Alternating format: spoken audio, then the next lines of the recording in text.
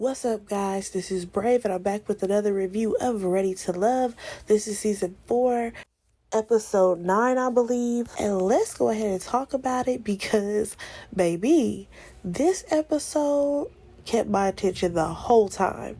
So first off, we start off exactly where we were, and that was with Liz and David.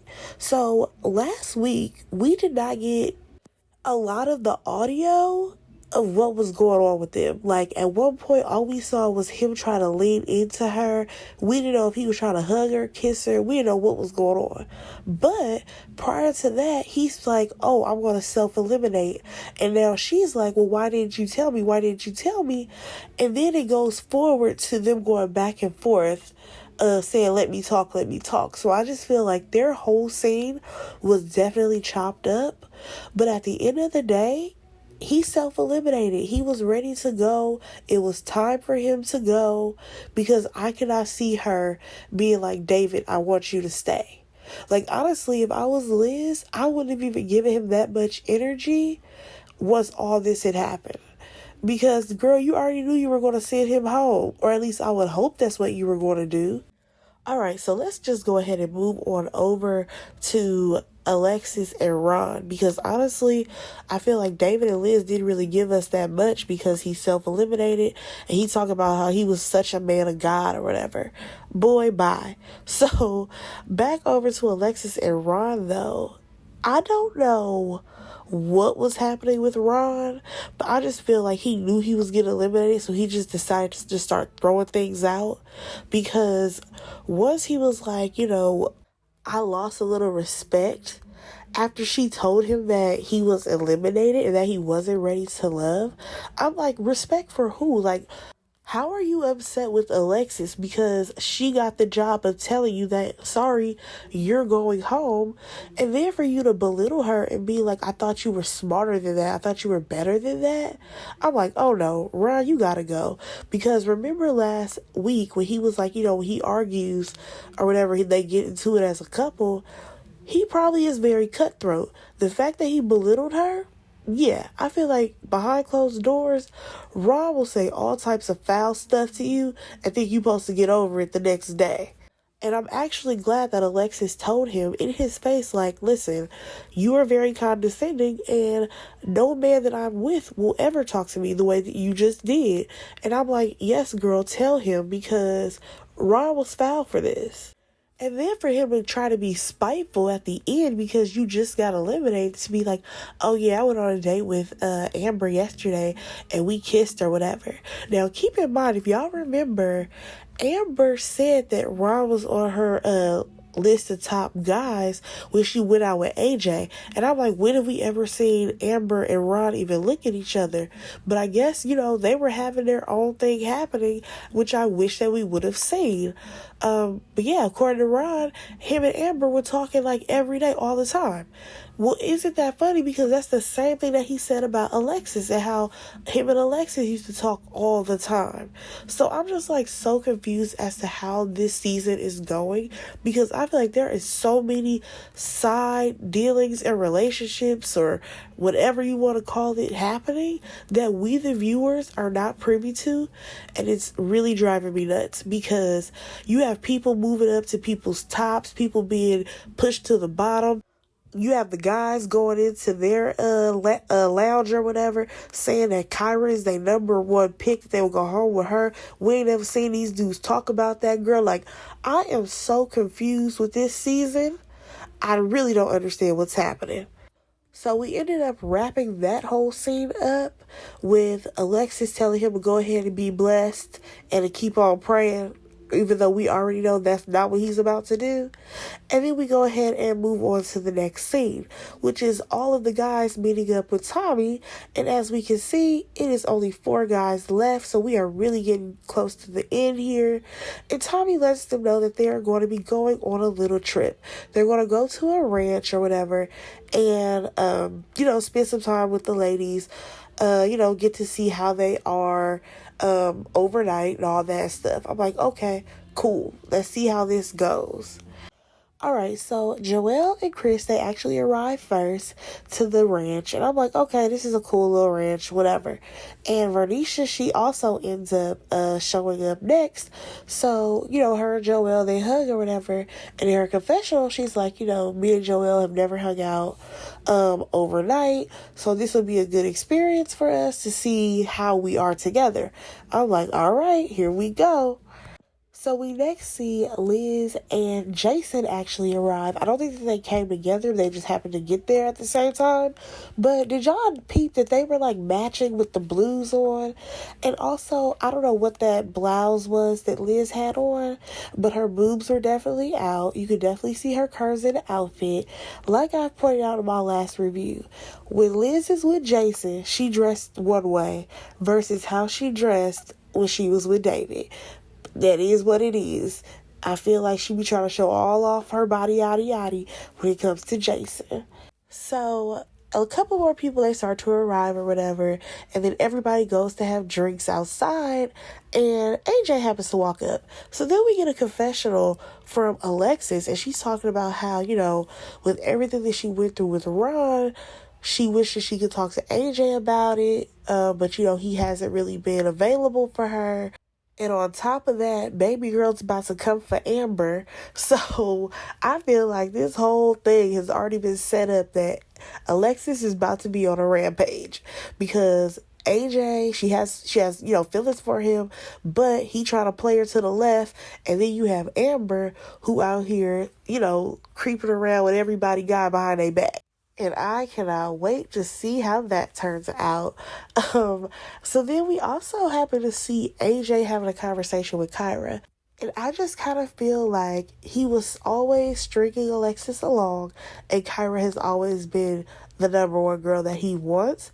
So I would not be surprised if he puts in more effort to talk to Kyra than he does Alexis this episode.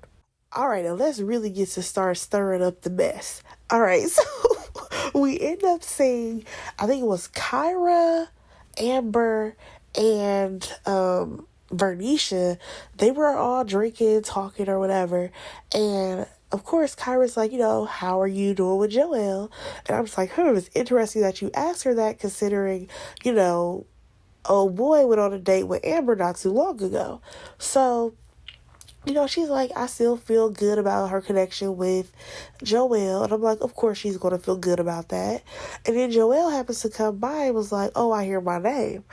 So Vernisha's like, so where are you secure at? And he gonna say, what's the definition of secure? And I'm just like, really? This what you about to do? Are you saying this because you have Amber sitting in your face right here? So Vernisha at that point was not with the games, and she was like, exactly what it means. So Joelle was like, I'm secure with my strongest connection. And she's like, okay, well, who's your strongest connection? Because at this point, it's like, no, I'm going to need you to say these things out loud. We have everybody here. Claim me. And I completely understand it, Vernisha. At this point, he definitely needs to claim you. And he's like, well, me and you, we have the strongest connection. Dun, dun, dun. Here goes freaking Amber in her confessional talking about well, I don't know if Vernisha knows this, but Ron told me that Joelle said that he would be going home with Kyra if he could. And on top of that, Amber feels like Vernisha needs to know this information. Now, I will say I do agree that Vernisha needs to know this information just to see how petty Joelle can be. But yeah, let's go ahead and unpack this. Because Joelle literally is asking Vernisha, like, okay, well, where you secure at? Trying to flirt back with her. But here goes Amber. So, where was Kyra in this? Because Kyra was your number one. First of all, completely blindsiding everybody. And now you see I have Joelle in his confessional, and he's like, first of all, who told you this? Because now he feels some type of way because he never got to tell Vernisha this before Blabbermouth just said it out loud in front of everybody. So now I feel like this puts Vernisha in such a terrible position because she was feeling Joelle this entire time. And for her to hear that news the way that she just did, of course she's gonna feel some type of way. Like, she feels embarrassed. She feels like, she thought she had something with Joelle, but clearly he must be having something with somebody else. Like, Amber needs to learn that there is a time and a place for things. So then we have Joelle trying to explain what happened, and at this point we have a whole nother group of people who have joined the conversation, because now this is getting juicy. I see Chris was there, Kyra was there. They weren't even originally over there. So now he's trying to explain, like, well, Tommy said for us to choose somebody with no explanations. And he goes on to talk about how the fact that I'm telling you this, and this is when Vernisha cuts him off and is like, no, baby, because Amber is the one who just brought this up. You didn't try to tell me nothing. And I'm like, yes, call him out, because he definitely was trying to sweep this under the rug and act like this was not a big deal, because you have Amber chiming in from the background saying, this is more important than telling somebody about a kiss and all this other stuff. And I'm just like, all right, Amber, you've already done enough. Because I just felt so bad for Vernisha, because they're now having this argument and conversation in front of everybody. And it's bad enough that she's already heard about this, because she has put all her eggs in the basket with Joelle, because he was the only guy who, showed her any interest. She really liked him. And considering the options, who else was she gonna date? Like I keep saying, who else will Vernisha date on this show? Come on now.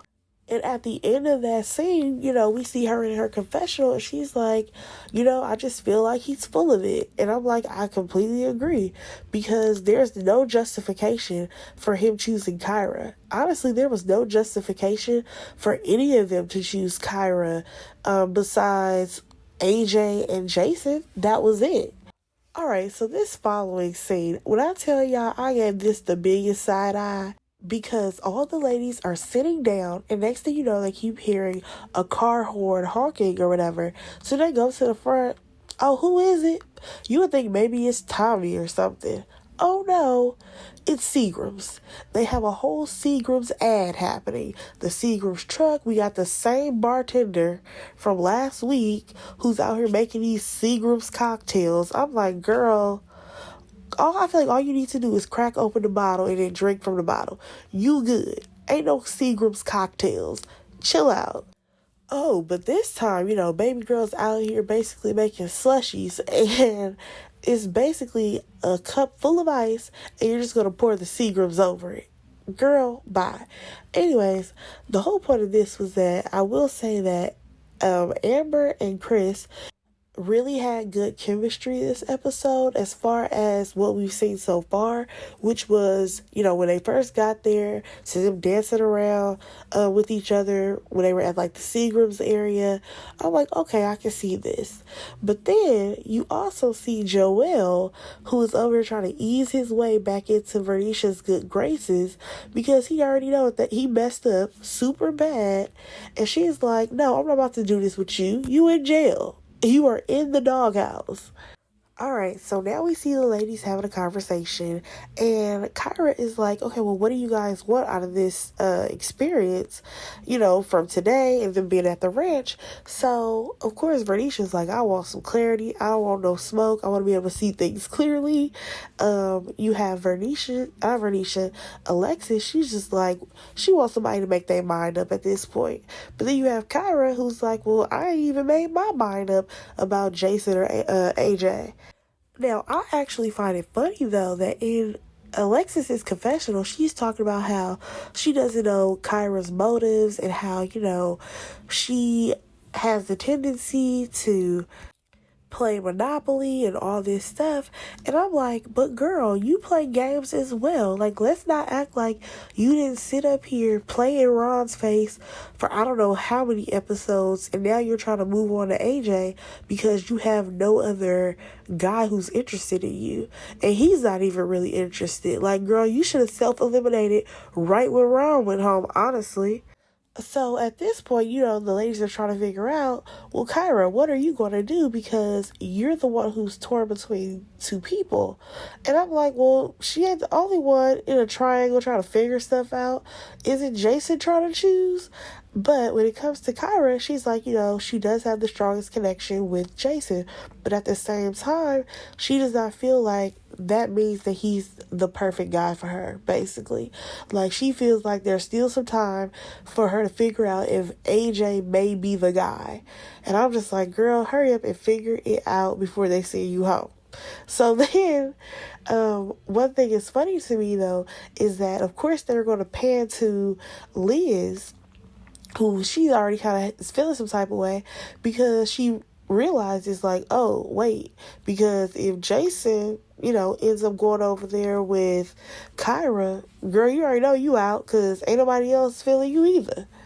All right, so now we pan over to the guys, and they're having the same conversation. So Jason is basically saying that, when he talks to Kyra, everything is good. But then, like a couple of days later, she'll say something about AJ. And then AJ, he talks about how, every time she mentions who she's choosing, she always says Jason, Jason, Jason, and his name doesn't come up, basically. So now he's questioning if, him and Kyra could even be a thing, considering she keeps choosing this other dude. So then he brings up the fact that, him and Alexis have this connection and they shared a kiss last time. And I'm just like, shared a kiss? Boy, you kissed her so that she could shut up. Like, stop acting like you really feeling Alexis when you're not. It's okay. You're another person who could have self-eliminated by now. Alright, let's just go ahead and move on to the next scene because y'all already know I'm irritated by it because we have a double date again with Jason and AJ. It pisses me off that every week we get a double date out of these two, and I'm just like, okay, like, can't it be like Chris and Joelle do a double date? Can we even get like Chris and AJ do a double date? Like, why is it just you two? That's weird to me. So on this date, we have Liz and Kyra. They're going on this date or whatever. And I'm just like, that's interesting, Jason, considering you are interested in Kyra. Like, how many times are you going to go on a date with like somebody else while the girl that you're interested in is on a date in your face? That's weird. But anyways, this date was basically them going horseback riding, which I think that's a really cool date to have. And I mean, that was pretty much it. Like, nothing spectacular happened with them horseback riding. Alright, so after that, we have Joelle, who's in the kitchen and he's cooking. And then, he tries to pull Vernisha over there to try to, smooth talk her. And he's really trying to fix it, trying to get her alone and trying to talk to her. But she's really doing a good job at standing her ground. So she ends up coming in the kitchen and she's like, well, I feel bad for you because you're the only one who's cooking. So she starts to like chop up some onions or something. And, she's like, well, I need for you to show me that you care or whatever. And he's like, I care a little bit. She's like, yeah, well, I need for you to act like it. I'm like, I love that even though, she's in her feelings, she's still not going to let him just like swoon her and then she's just like over it super quick. Like, she's like, no, I still need you to prove that you riding for me. So I get it, Vernisha. I'm all for it. So next thing you know, he's like, V, what's up? And she's just like, nothing. So then this is where it gets real. Because Vernisha's like, you were willing to throw all of this away, just because we had one miscommunication and you were just going to run off into the sunset with Kyra. So you mean to tell me that you were just going to go ahead and drop me, let me go, and go run off with Kyra because we had a miscommunication? Like, that sounds crazy. And I absolutely agree with her. It sounds crazy that he's willing to just, drop her, talking about some, oh, well, I just threw Kyra's name out there. It's like, yeah, but at some point you should have known it was going to get back to Vernisha. This is a TV show. So then on top of that, you have Vernisha letting him know, like, there has never been a time where I did not choose you from day one. Anytime Tommy has ever asked, I've always chosen you. And I was like, yeah, I'm pretty sure Joelle feels like crap right now. But instead of just apologizing, what bothers me this whole time is that he keeps saying that he was truthful in the moment. So you mean to tell me, because last time I checked, you said in your confessional that you just threw Kyra's name out there because you were basically being spiteful. But now you out here playing in Vernisha's face talking about some, oh, well, I was being truthful in the moment. So that means you were truthfully saying that you would have left with Kyra. Like, dude, get your life together. Get your lies together and figure out what you want. Because Vernisha really deserves better than what Joelle is giving. Because at the end of the conversation, he was like stuck there and she's like, okay, well, say whatever you're going to say. And he's like, nope, never mind. So she's like, I gave you the space and the opportunity to say what you had to say. Next thing you know, she storms off and she's done. Like, and I don't blame her. Like, if I was in that situation, I would totally be done with Joelle at that point because he's not taking any accountability in what he did and how it's making her feel. So the next scene, we end up seeing her go outside, and the only people who's outside is Chris and Amber. I'm kind of upset that she even had this conversation with Amber because I'm like, Amber, you could have pulled her to the side with this information. You did not have to ambush her with this. So I'm still giving you a side eye. But anyway, she's like, it's a wrap. It's over. And they're like, well, how can it be fixed? Whatever. And we already know this is Chris's favorite thing to do. Jump in somebody else's business so that way he can tell them that they need to fix it. Y'all remember last season. And while he's talking to Joelle, the only thing I kept thinking was, how many episodes of Iyanla did Chris watch? Because I promise you, his whole speech was giving me Iyanla Fix My Life vibes. Am I the only one who thought that? Please let me know down below. But at the end of the day, Chris was definitely right. Joelle needs to fix this if he wants any type of relationship with Vernisha. So let's go ahead and move on because we have Liz and Jason. They're in this whole denim look still, and they're meeting up at the gazebo or whatever. And she's like, oh, I'm so cold. And I'm like, girl, he ain't got no jacket to warm you up. And also, he kind of on the skinny side, so he ain't about to warm you up. So he like literally puts his leg on her. I was like, I cannot.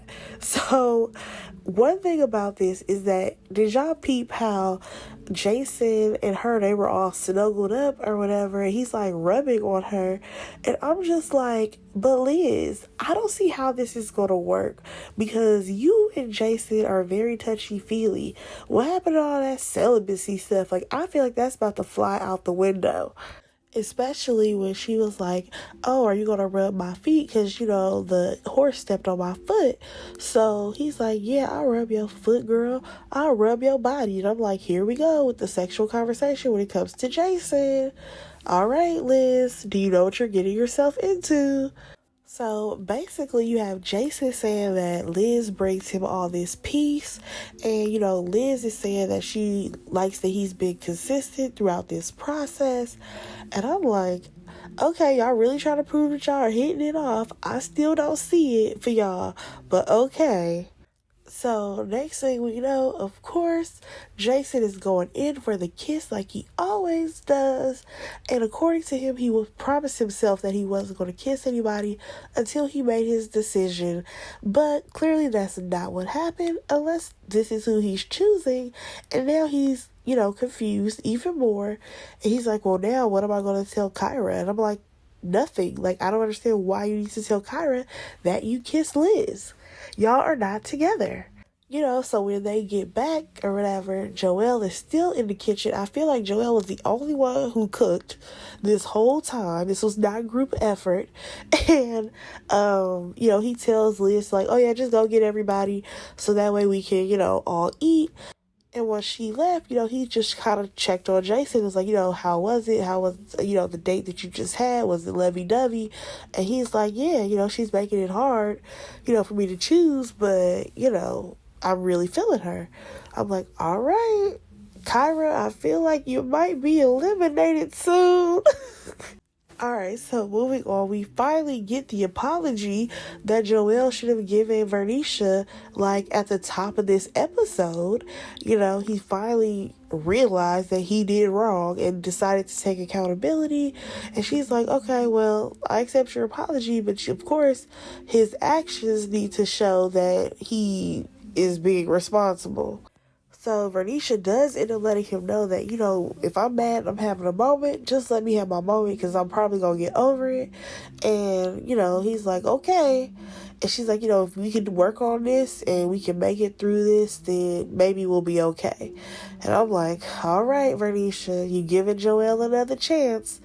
Let's go ahead and move on to Alexis and AJ because they're eating and she's telling him like, you know, I texted you, I called you, I didn't get no, you know, replies back. You didn't answer my call. Like, what's going on? So, according to AJ, he does not want to rehash any issues that they've been having, which clearly are communication. And, you know, she's like, well, when you kissed me or whatever, it was magical. And I'm like, Alexis, don't say that. Like, just say, you kissed me and I ain't heard from you. But that's not what she said, of course. And Alexis is like, you know, I haven't heard from you in a couple of days. And I'm like, I don't understand how you're still playing around with AJ. Like, why are you even giving him any time of your day? Because I feel like he's not into Alexis like that. And I've said that from the beginning. I feel like he's just trying to stay on the show. Especially considering he cut off communication with her and then basically tells her that he doesn't want to put his foot on the gas too much. And that, you know, she can't just jump off the cliff every time she feels like there's something going wrong. And I'm like, dude, you haven't talked to her in a couple of days. That sounds like you're what? Not interested. So at the end of the conversation, he's like, well, are you good or whatever? And she's like, yeah.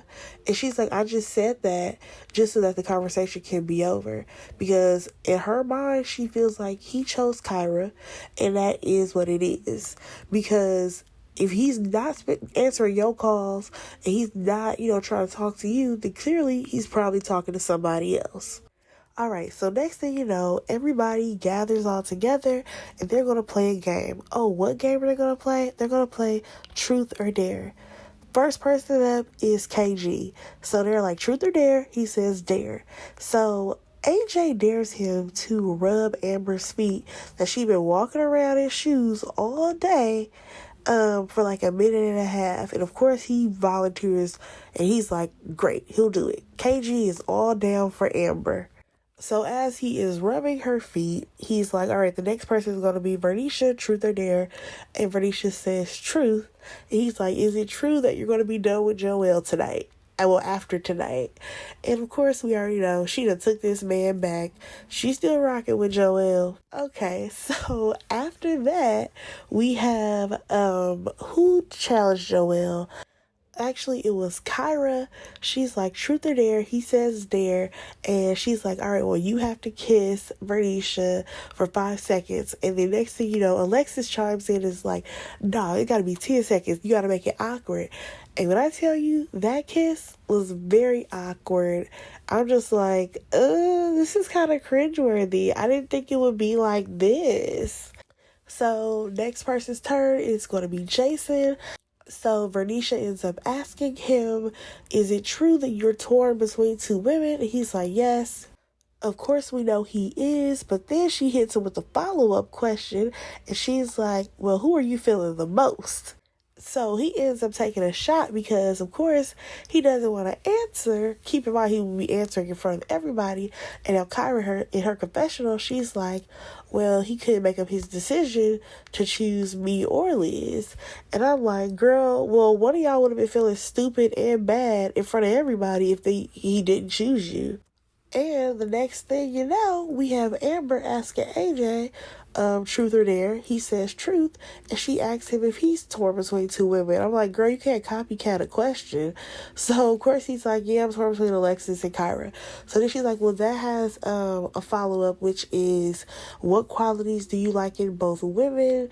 And why do you think these qualities make you torn? And I'm like, girl, that's 3 questions. You're taking the fun out of the game. So now it's time for him to answer. And honestly, the way he answered, I would have been like, all right, I'm about to self-eliminate, because he literally said, they're both very similar. Not listing any separate qualities. What the qualities were, who knows? Besides the fact that they're both forthright. And then he's like, oh, well, I've had history with Kyra, but I really like what I've been, feeling for Alexis. So basically, do I go with something that's familiar, or do I go with somebody new? Wow, same thing that we went through last season. Alright, so now it's finally Kyra's turn, and Alexis ended up asking her what qualities does she see in AJ, I think, or whatever. So she's like, I'm attracted to him, he has a lot of qualities that she likes for a partner to have. However, they have some type of communication issues, and that is where they keep butting heads.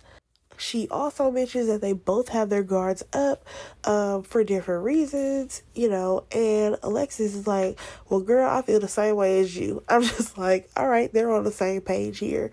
So now it's finally Liz's turn, and of course she chooses truth, and I'm like, what happened to the dares? Because nobody's choosing any dares anymore. So basically, he's like, well, old boy is gone, talking about David. So has this process changed you? Has it made you better or worse? And she's like, yeah, the process has changed me, and it has changed me for the better. And I'm like, I don't see what has exactly changed about Liz, but okay, girl. So at this point, Kyra is like, listen, I know. Joelle, I thought you were going somewhere. But listen, we want to know what happened when you told David that he had to go. And then here goes Vernisha. Yeah, and I want to know what happened with Ron. I'm like, finally, we get to see them, try to be nosy and see what happened when these people are eliminated. So Liz goes on to explain how David was combative and he self-eliminated. Now, once she said that he self-eliminated, everybody started laughing. And then that was pretty much that, because the juice is really in Alexis's story. So we get to Alexis, and she talks about how, it was a mess with Ron. Because first of all, that is not the guy who she even knew the way he was acting with her. So, of course, she has to tell everybody, like, it was the most disrespectful conversation that I've had with anybody in a very long time. So Alexis is opening up about, the conversation that she had with Ron and how it was very belittling and condescending. And then, of course, she has to bring it on home and talk about how Ron decided to throw it in her face that, oh, yeah, because I just went out on a date with Amber. Now, watch this scene back, y'all. Chris's whole facial expression changes because he thought that he was Amber's one and only. Nope. Baby girl out here dating everybody behind your back. And then once she brings up the whole, oh, and the fact that they kissed, now Amber's out here looking stupid because she was playing Chris.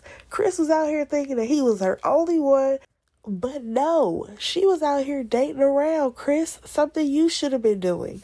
So, in her confessional, you have Amber talking about some, girl, you could have called me telling me that you had a problem with me or whatever.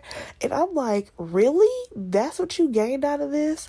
You're upset because Alexis is technically confronting you about kissing Ron or going out on a date with him or whatever, even though the way you just busted out Joelle in front of Vernisha, girl, chill out. You should not really be having an attitude about this. So then we jump back to Alexis talking about how, old girl Amber was out here giving her advice and, telling her how to handle the situation, all this stuff. They prayed together and all this stuff. When behind her back, Amber was out here dating Ron. Like, this has got real messy out of nowhere. So at this point, you have Amber who's trying to explain, and Alexis is not about to let her do that. She's like, I'm looking at you like a Judas. I'm just like, oh gosh, she went biblical on us. So at that point, we basically got a to be continued because we have to wait till next week to see what the response is. Because we did see a clip in the preview for the next episode where Chris is like, yeah, we need to talk about this. And I'm like, exactly, because you thought that you were Amber's one and only. And no, Amber was out here dating around, talking to all these dudes on the phone. I'm telling y'all, this season of Ready to Love has honestly been the most confusing because there's all these random connections that are happening that nobody sees that's happening. Nobody, not even the cast, sees it coming. So let me know what you guys thought about this episode. I actually did enjoy this episode because there was actually something going on. Go ahead and like, comment, and subscribe to my channel, and I'll talk to you guys in the next one. Bye, guys.